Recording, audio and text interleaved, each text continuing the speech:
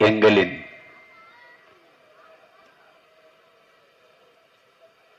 அன்பின் மூத்தவர்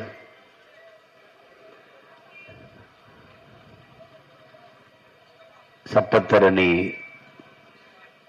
சந்திரசேகர் அவர்களினுடைய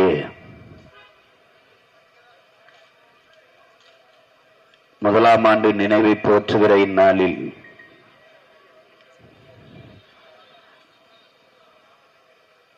உணர்வோடும் உறவோடும் நிகழ்வில் கலந்து கொண்டு நினைவுகளை பகிர்ந்த பெருமக்கள், போற்றுவதற்குரிய நம் மூத்தவரினுடைய பேராசிரியர் பெருந்தகை ஐயா நெடுமாறன் அவர்களே,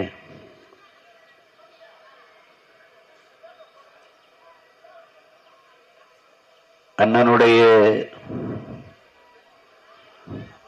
அருமை நண்பர், உடன்படித்த உறவு தோழர் அசரப்பவர்களே,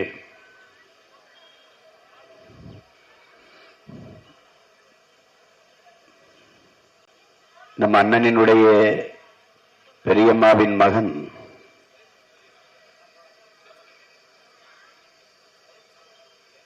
அவருடைய நினைவலைகளை நம்மோடு பகிர்ந்து கொண்டார். அதைத் தொடர்ந்து நம் எல்லோரினுடைய பேரன்பிற்கும் மதிப்பிற்கும் உரிய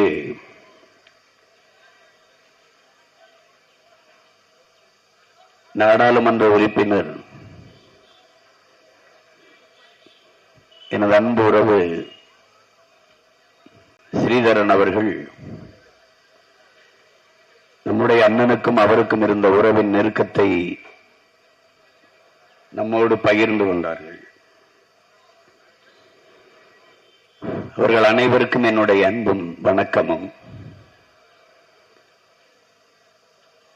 இங்கே வெவ்வேறு பகுதிகளிலிருந்து நம் மூத்தவரின் மீது இருக்கிற பாச பிணைப்பில்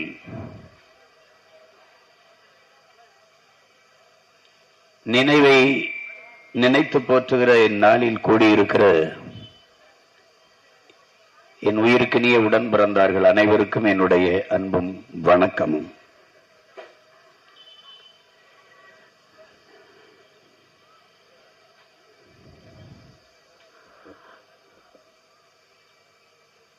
ஒரு மனிதன்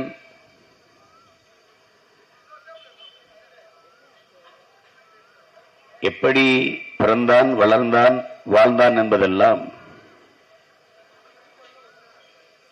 நம்முடைய வள்ளுவ பெருமானார் தந்தருளிய மறைமொழியில் வையத்துள் வாழ்வாங்கு வாழ்பவன் வானுரையும் தெய்வத்தில் வைக்கப்படும் என்ற குரல் மொழிக்கேற்ப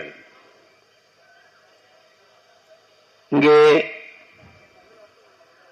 ஒரு மனிதனுடைய மரணத்திற்கு பிறகு நினைத்து கொள்ள, பேசி பகிர, அவருடைய சிறப்புகளை எடுத்துச் சொல்ல ஏதாவது நிகழ்வுகள், செய்திகள் அது விட்டு செல்லப்பட்டால் அதுதான் வாழ்க்கை.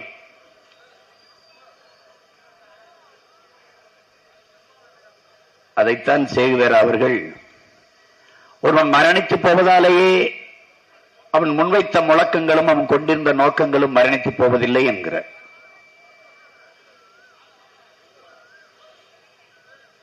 இன்று மட்டுமல்ல, ஒவ்வொரு நாளும் கூடி நாம் எம் மூத்தவருடைய அவர் இந்த மண்ணுக்கு மக்களுக்கு செய்த சேவைகளை, ஆற்றிய அரும்பணியை போற்றி பகிர்ந்து கொள்ள எண்ணற்ற செய்திகளை நம்மோடு விட்டு சென்ற ஒரு அர்த்தமுள்ள வாழ்க்கை வாழ்ந்த பெருந்தகைதான் நம்முடைய அன்பின் மூத்தவர்.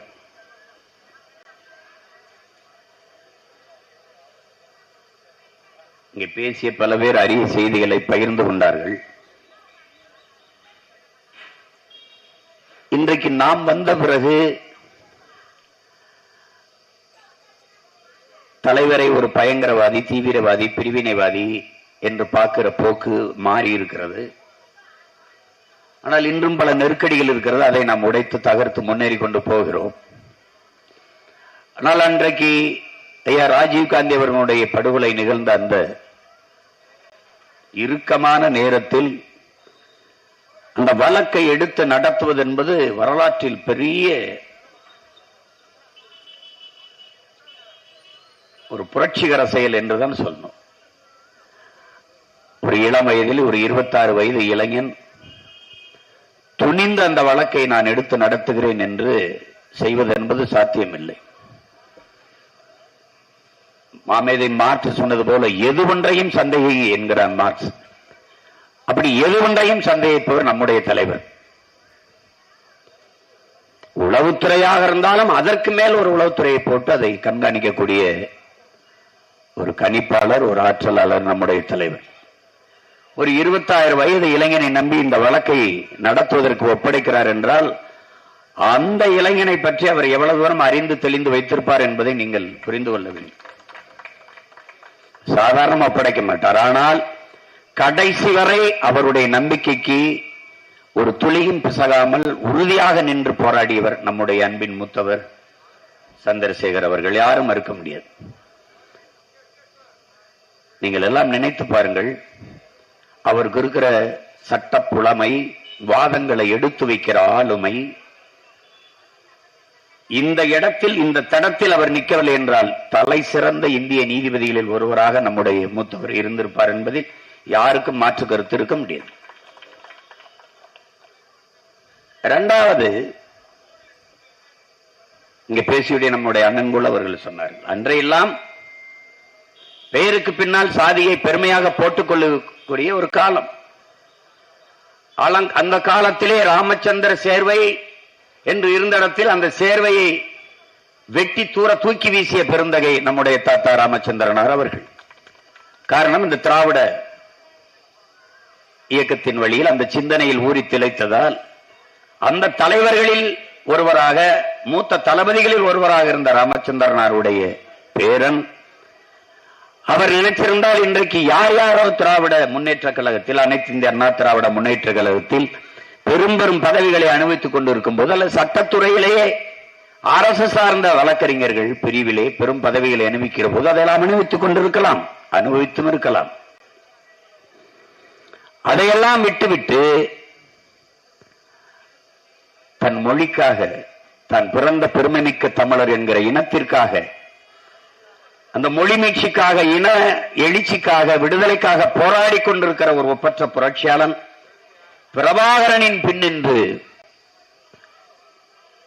அவருடைய இயக்க பிள்ளைகளுக்காக வழக்கை நடத்தி பல நெருக்கடிகளை சந்தித்து அவர் நினைத்திருந்தால், மற்ற வழக்குகளை எல்லாம் பார்த்திருந்தால் எவ்வளவோ பொருளீட்டி பெரும் செல்வந்தராக வாழ்ந்திருக்க முடியும்.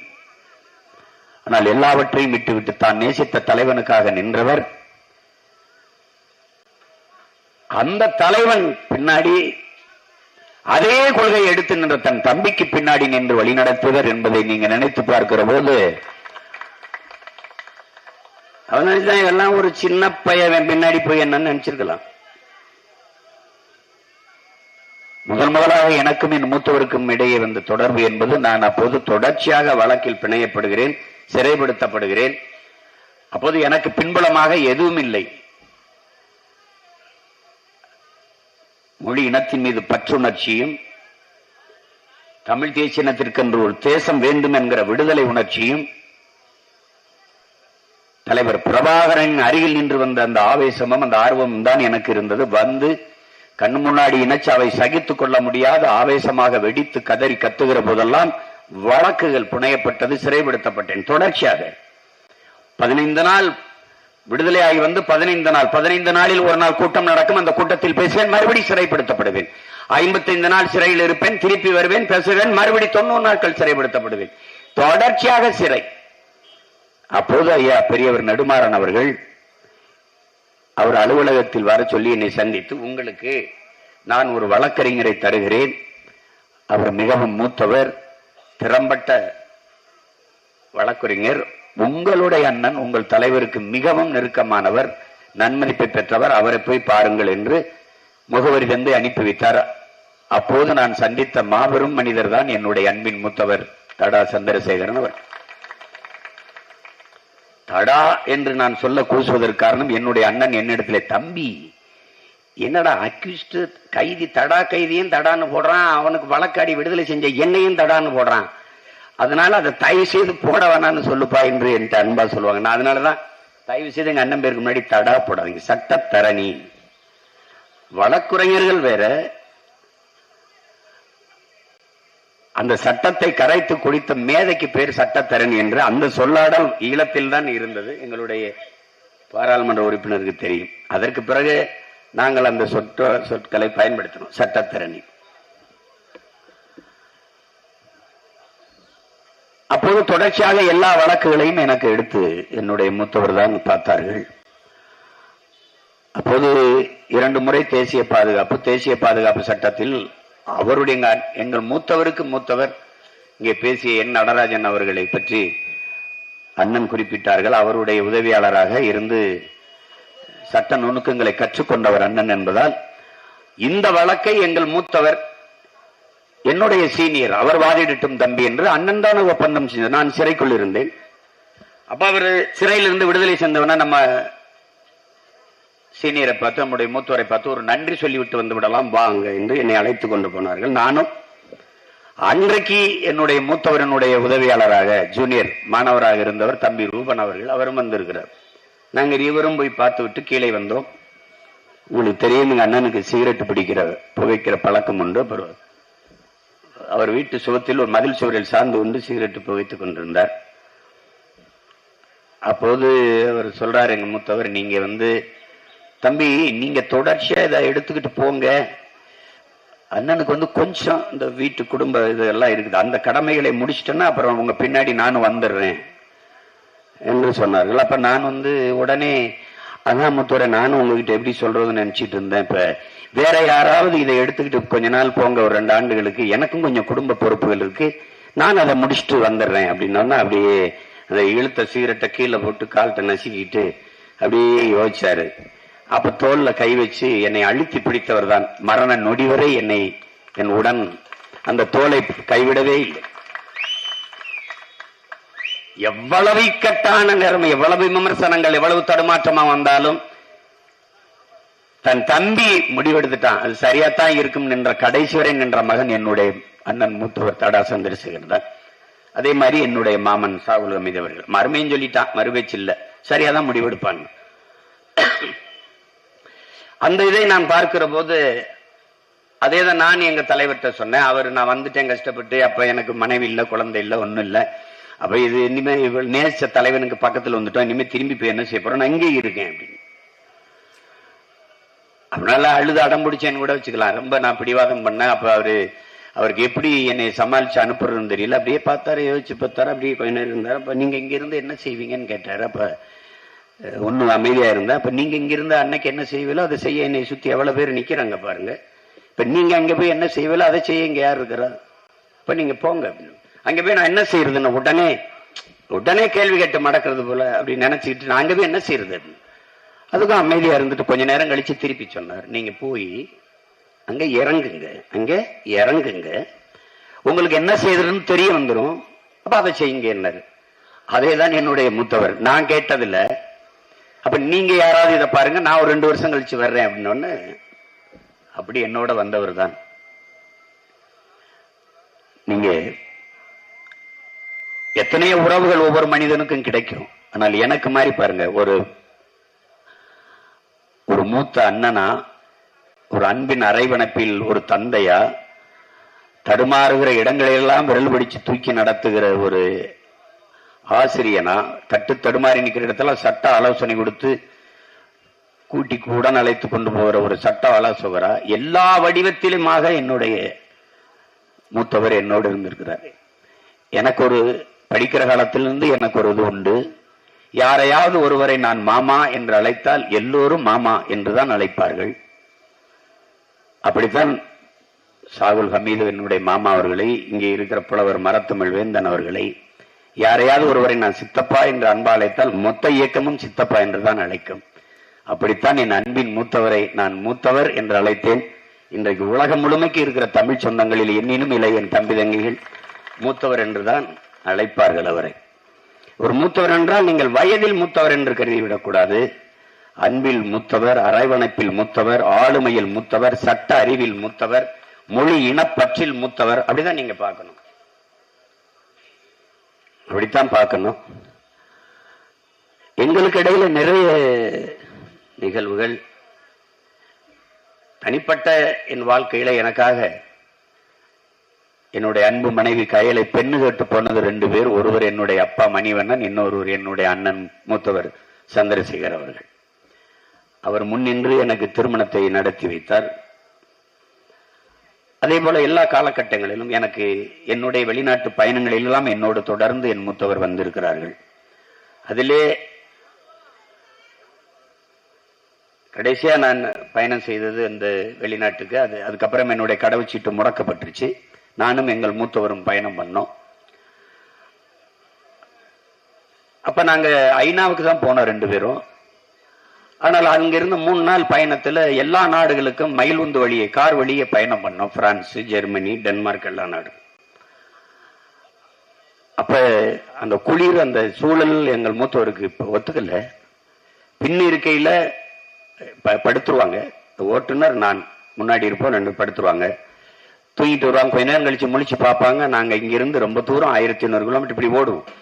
அப்ப எந்திரிச்சு, தம்பி தம்பி அண்ணனுக்கு இது சரியா வருமா, என்ன ஏதாவது ஒரு நாட்டில் விட்டுட்டு நீ மட்டும் போக கூடாதா அப்படின்னு சொல்லிட்டு கொஞ்ச நேரம் படுத்துருவாங்க. கொஞ்ச நேரம் கழிச்சு, தம்பி your role is very tough, அதாவது தலைவரா இருக்கிறது அவ்வளவு கடினமா இருக்குது என்று. அதுல இன்னொரு வார்த்தை சொல்லுவாங்க, தலைவரா இருக்கிறது கடினம், குறிப்பா தமிழனுக்கு தலைவனா இருக்கிறது ரொம்ப கடினம் என்று.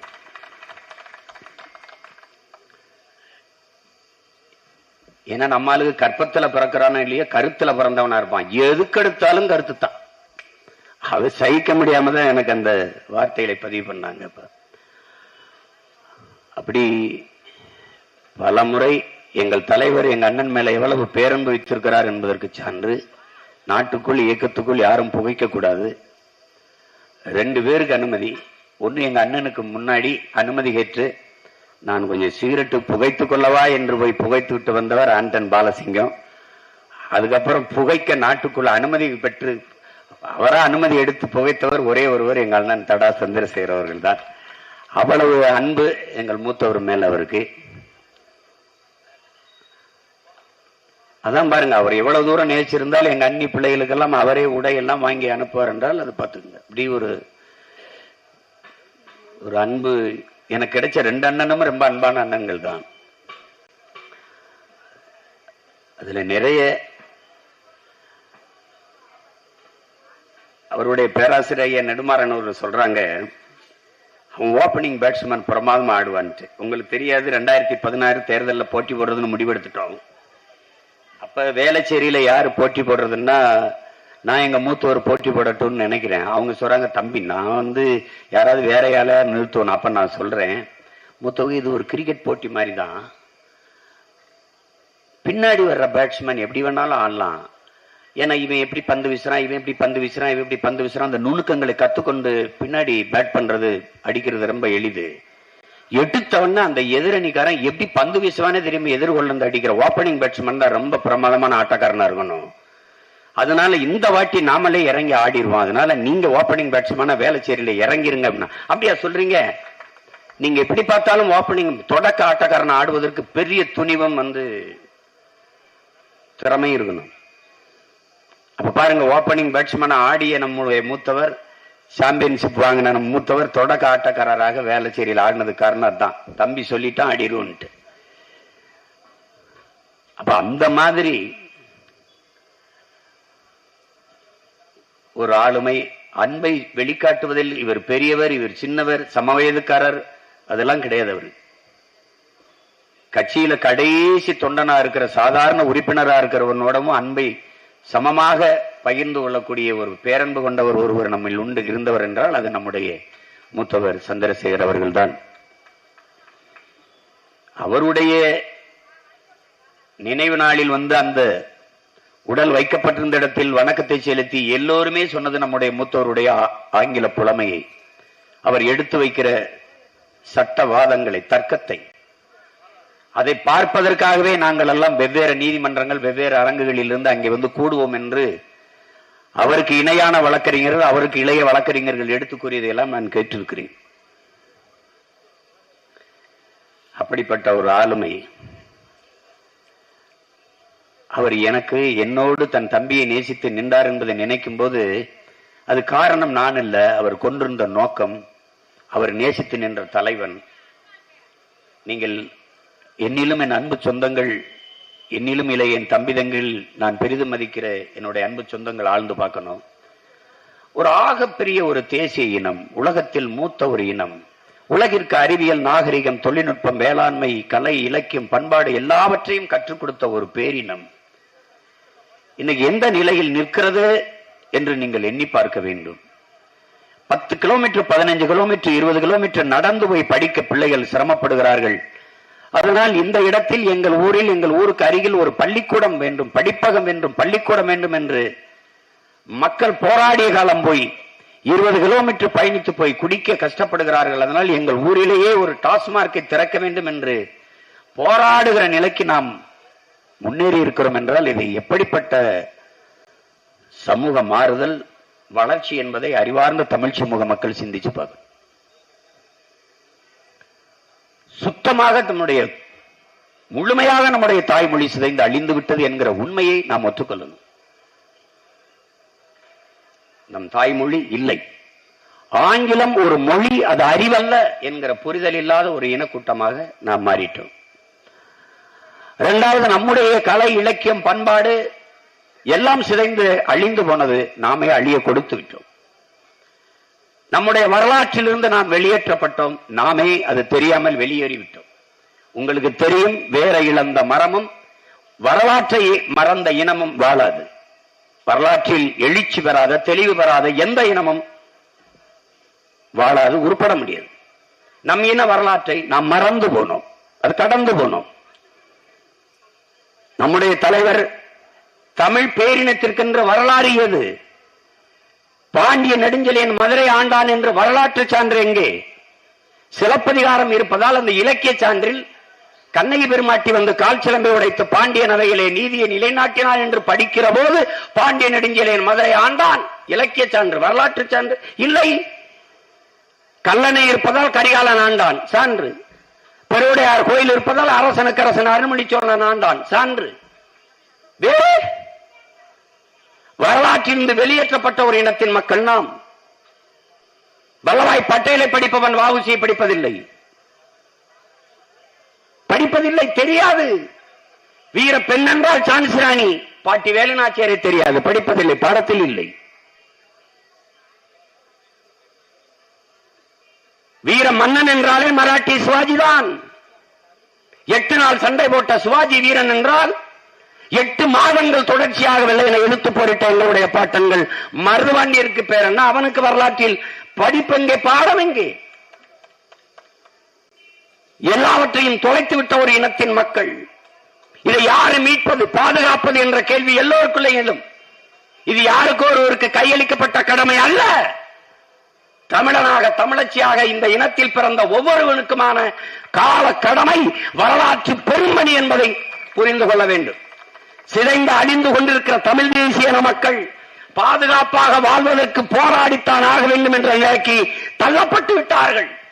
இந்த வரலாற்றின் பேரழைப்பிலிருந்து, பெரும்பணியிலிருந்து தமிழ் இளம் தலைமுறையினர் விலகிச் செல்ல முடியாது என்று நம்முடைய தலைவர் நமக்கு போதித்ததற்கேற்ப எல்லாவற்றையும் விட்டு தமிழ் மீட்சியே தமிழர் எழுச்சி என்றார் தாத்தா தேவனைய பாவாணர். தமிழ் மீட்சி பெற வேண்டும், தமிழர்கள் எழுச்சி பெற வேண்டும். தமிழர்கள் ஓர்மையில் தான் தமிழ் தேசியத்திற்கு அரசியல் வலிமை, தமிழ் தேசியத்திற்கு அரசியல் வலிமையில் தான் அரசியல் அதிகார வலிமை. இது இரண்டும் இல்லை என்றால் தாய் நிலத்திலேயே உரிமை இழந்து, உணர்வு இழந்து, உயிரை இழக்கிற அடிமை நிலையில் இந்த இனம் தள்ளப்படும் என்கிற வரலாற்று புரிதலோடு களத்திலே நின்ற போராளிதான் எங்கள் உயிர் அண்ணன், எங்கள் அன்பின் மூத்தவர் சந்திரசேகர் என்பதை என்னிலும் இளைய என் தம்பி தங்கிகள் புரிந்து கொள்ள வேண்டும். படித்த சட்டத்திற்கு பணி இல்லை, அதை பார்க்கவில்லை. இருக்கிற செல்வாக்கில் பதவி பெற்று வாழலாம், அதை விரும்பவில்லை.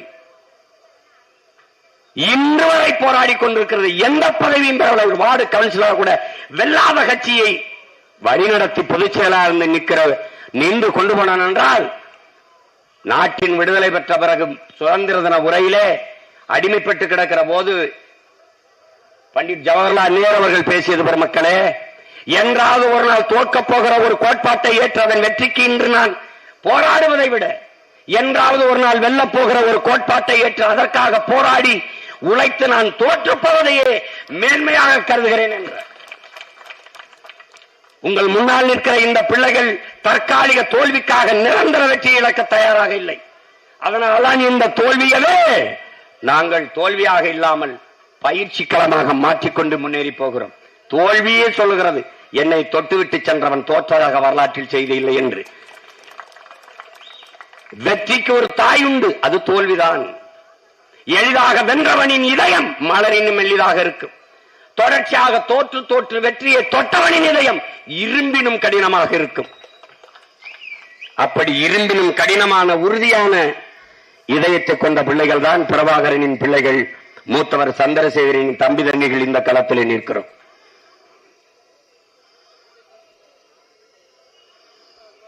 அவர் இவ்வளவு சீக்கிரம் என்னை தனியாக விட்டுவிட்டு தவிக்க விட்டு சென்று விடுவார் என்று கனவிலும் எண்ணவில்லை. என் அன்பிற்குரிய தம்பி தங்கைகளின் அருமை பேரன்பு மிக்க பெற்றோர்களை சொந்தங்களே, நாம் நேசித்த உயிர்கள் அதை பறிகொடுப்பது இழப்பது என்பது பெரும் துயரம்தான்.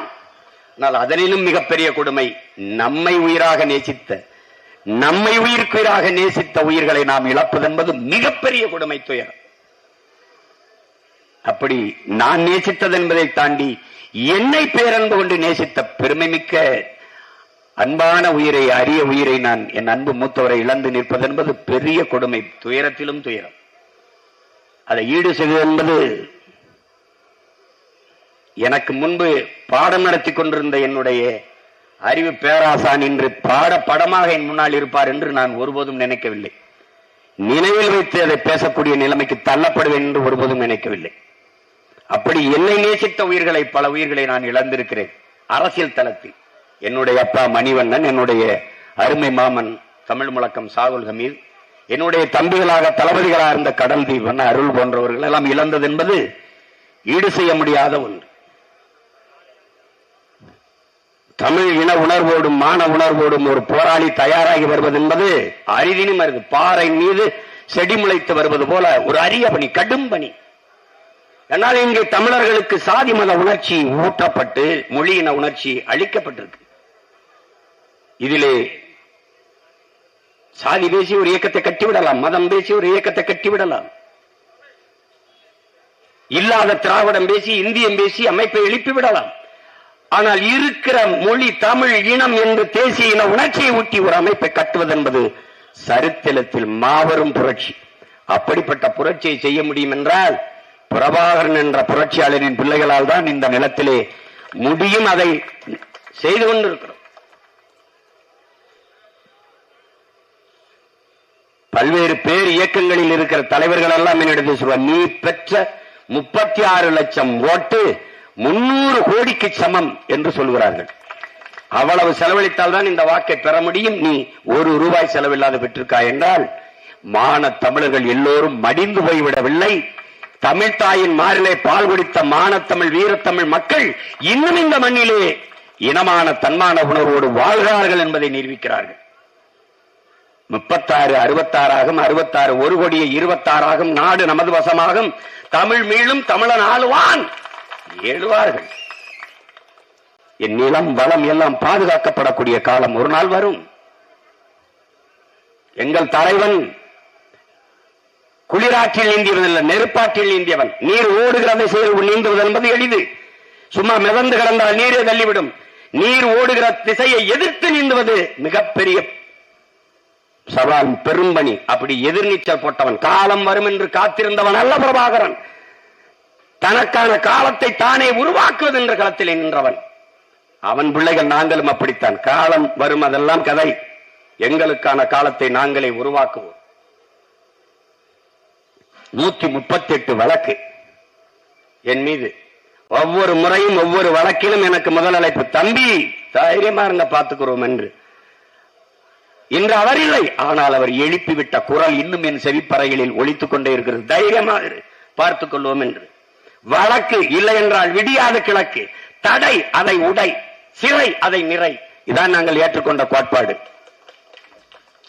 சிறை கட்டினது இதுக்கு வெள்ளக்காரனை பிடிச்சி அடைக்காவ கட்டினா? வெள்ளக்காரன் சிறை கட்டினது நம்ம பெரிய பெஞ்சித்தப்ப மாமச்சனு தாண்ட நமக்காகத்தான் சிறை கட்டினா. அப்புறம் என்ன சிறை இதுக்கு? ஆடு மாடு ஊட்டி அடக்க வளர்க்கவா? பாப்பம்போ இத்தனை சொந்தக்காரன் வக்கீல் படிச்சது நம்ம வழக்க பார்க்கத்தான். வேற எதற்கு? நம்ம கொள்ளையடிக்க போறோமா, கொலை செய்ய போறோமா, தாலியத்துக்கிட்டு தோடத்துக்கிட்டு தொங்கட்டானத்துக்கு ஓட போறோமா? எதுக்கு போறோம்? ஊராஞ்சத்தை பறிக்க போறோமா?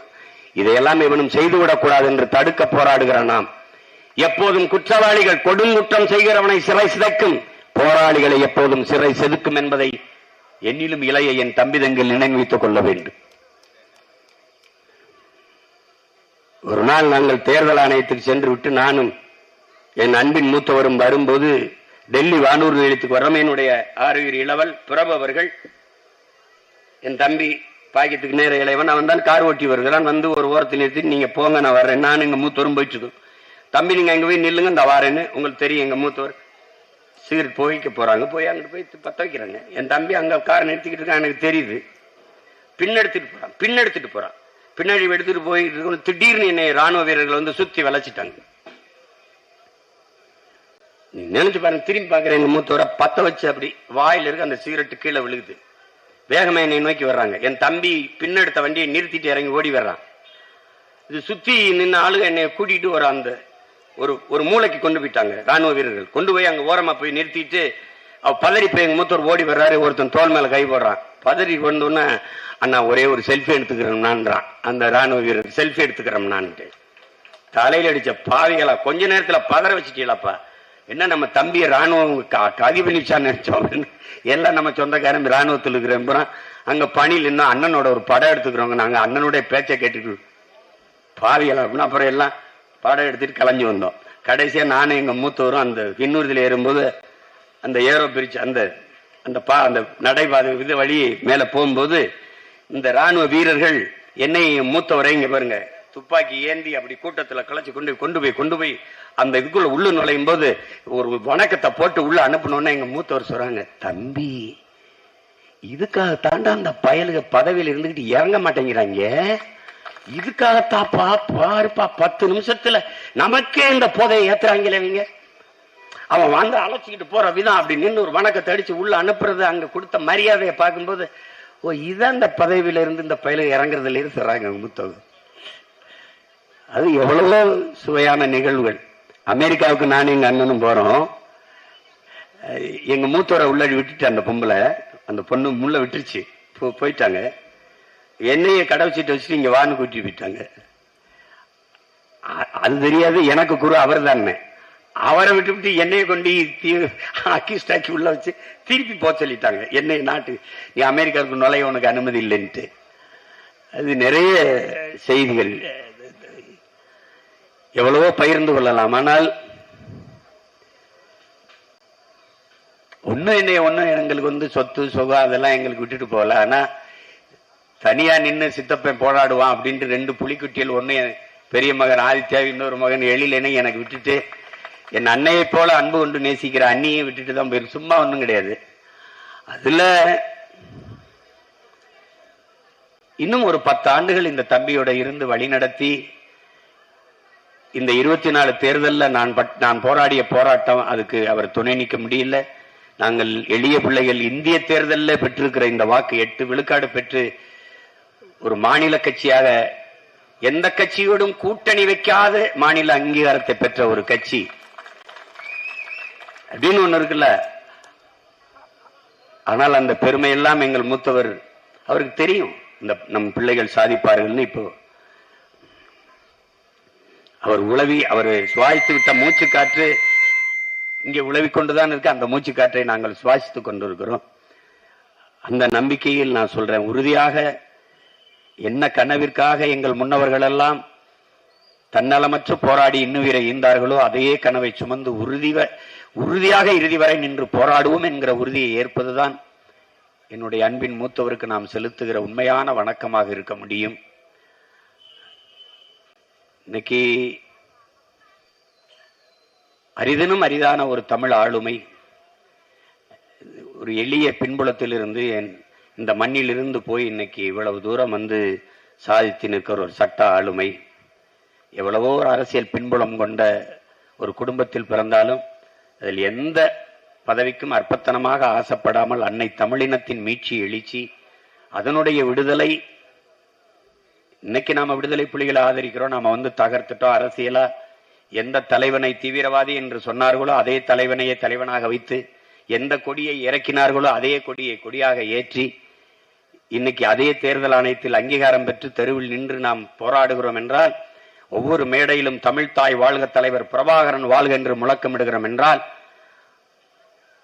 அதற்கான கதவை திறந்துவிட்ட பெருந்தகைகளில் ஒருவர் நம்முடைய மூத்தவர் தடா சந்திரசேகர் என்பதை யாரும் மறக்க முடியாது. சட்டப்படி நமக்கு எல்லா பாதுகாப்பையும் பெற்று தந்த பெருந்தகை என்னுடைய அன்பின் மூத்தவர். இன்று மட்டுமல்ல, ஒவ்வொரு நாளும் நினைவில் வைத்து போற்றத்தக்க ஒரு பெருமகன் என்னுடைய அன்பின் மூத்தவர் சந்திரசேகர் அவர்கள். அதில் என் அன்பு பிள்ளைகள் 2 பேருக்கும், என்னுடைய மகன் ஆதித்யாவுக்கும் சுனிலுக்கும் சொல்லுவேன், உங்களுக்கு எந்த சூழ்நிலையிலும் உங்களுக்கு உங்க சித்தப்பா உங்கள் அருகிலேயே நிற்பேன். நீங்க எவ்வளவு உயரத்திற்கு வர முயன்றாலும் உங்களை தோளுக்கு மேல் தூக்கி சுமக்க 2 தோள்கள் இருக்கு என்கிற நம்பிக்கையோடு நீங்கள் இருங்கள். நாம் உறுதியாக வெல்லுவோம், உறுதியாக வெல்லுவோம். என்றென்றால் உங்களுக்கு தெரியும், அடிபட்ட புலியும் அடிமைப்பட்ட இனமும் எழுச்சியுறும்போது எதிரே எவரும் நிற்க முடியாது. நான் அடிமைப்படுத்தப்பட்ட இனத்தின் பிள்ளைகள் மட்டுமல்ல, அடிபட்ட புலியும் கூட எவ்வளவு தூரம் பாய்வோம் என்பதை எவராலும் கணிக்க முடியாது. உறுதியாக பாய்வோம். 26 களம் நம்மிது, நிலம் நம்மிது, நாடும் ஆட்சியும் அதிகாரமும் நமது. உறுதியாக இந்த நாடும் மக்களும் நல்வாழ்வு வாழ நம்முடைய அன்பின் மூத்தவர் சட்டத்தரணி சந்திரசேகர் மீது உறுதியேற்போம். தன்னலமற்று இங்கே பேசிய நம்முடைய பொருளாளர் ஐயா மருத்துவர் பாரதி செல்வன் குறிப்பிட்டது போல, தன் முனைப்பு, தன்னை நிறுத்தாது பிறந்த மண்ணை முன்னிறுத்தி போராடுகிற ஒரு போராளிகளாக நாம் ஒவ்வொருவரும் மாறுவோம். நிலவின் வெளிச்சத்தை சிறிய மெழுகுவர்த்தியின் வெளிச்சம் உள்நுழை விடாது தடுப்பது போல, இந்த அகந்தை என்கிற அற்ப உணர்ச்சி இருக்குல்ல, அகந்தை என்கிற அற்ப உணர்ச்சி தான் மனிதனுடைய அளப்பெரிய அருமைகள், பேரன்பு, தன்னலமற்ற பொதுநலம், இப்படி உயர்ந்த குணங்களை உள்நுழைய விடாமல் தடுக்கிறது. அதையெல்லாம் தவிர்த்து தான்மையை கைவிட்டு தான் பிறந்த மண்ணையும் இனத்தையும் முன்னிறுத்தி போராடுகிற புரட்சிகர போராளிகளாக நாம் ஒவ்வொருவரும் மாறுவோம் என்கிற உறுதியை நம்முடைய அன்பின் மூத்தவருடைய நினைவை போற்றுகிற இந்நொடியில் ஏற்போம். அவருடைய கனவை சுமப்போம், வென்று முடிப்போம். என்னுடைய அன்பின் மூத்தவருக்கு என்னுடைய புரட்சி வணக்கத்தை, என்னுடைய புகழ் வணக்கத்தை செலுத்துகிறேன். உங்கள் எல்லோருக்கும் என்னுடைய அன்பும் வணக்கமும். இந்த என் அண்ணனின் இந்த நினைவை போற்றுகிற நாளில் வெகு தூரம் வந்து பயணித்து வந்து பங்கேற்ற உங்கள் அனைவருக்கும் என்னுடைய அன்பும் நன்றியும். வணக்கம்.